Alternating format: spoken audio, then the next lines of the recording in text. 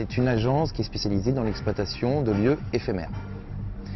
En interne, nous avons une structure, une agence de personnel spécialisé qui nous permet de répondre à tous nos besoins spécifiques dans le cadre de l'exploitation de lieux. L'objectif de Lionel, le patron du Baron, c'était de trouver un lieu inconnu à la clientèle cannoise pendant le festival. Il y a plusieurs points. Il faut penser évidemment aux assurances.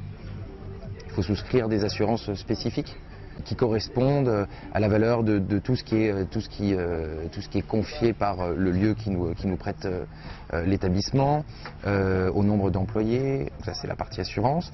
Tous les prestataires dont je fais partie doivent aussi souscrire une assurance spécifique pour être couverts en cas de problème majeur. Pour revenir sur l'aspect légal, on parlera de l'affichage.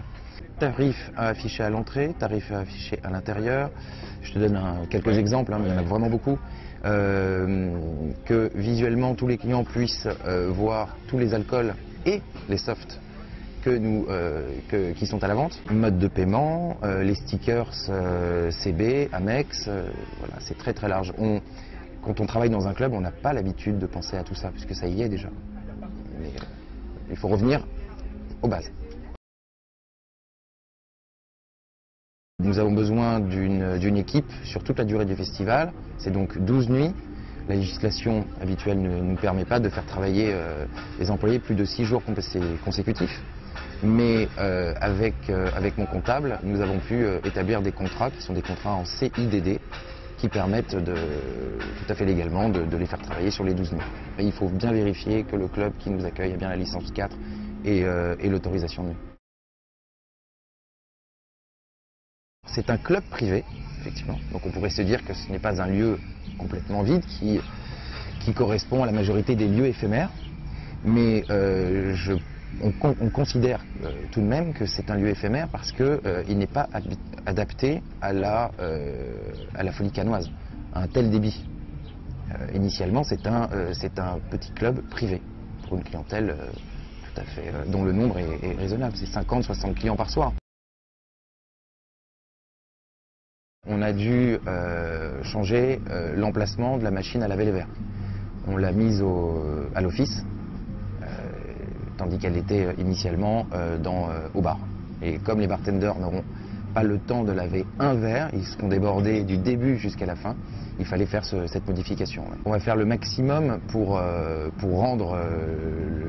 optimiser le bar.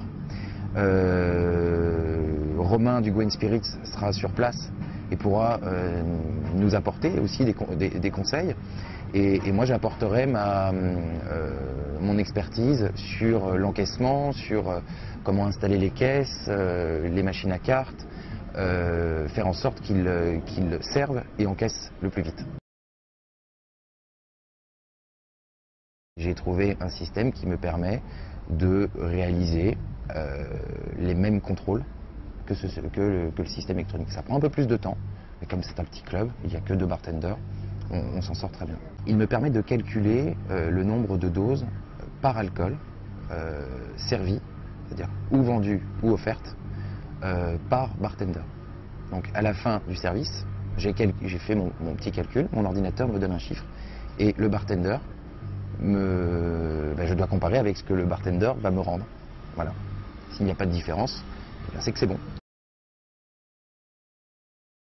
C'est la société de BAC, donc main de fer et gants de velours, qui sera sur place et qui va gérer avec 3 agents le flux de toutes les personnes qui vont vouloir rentrer. Je pense que ça risque d'être la cohue. Le moins élevé possible. Les offerts ne seront possibles qu'avec ticket conso. Sinon ça fausse tous mes calculs. N'importe qui. Moi-même, je devrais donner un ticket conso pour prendre un Perrier.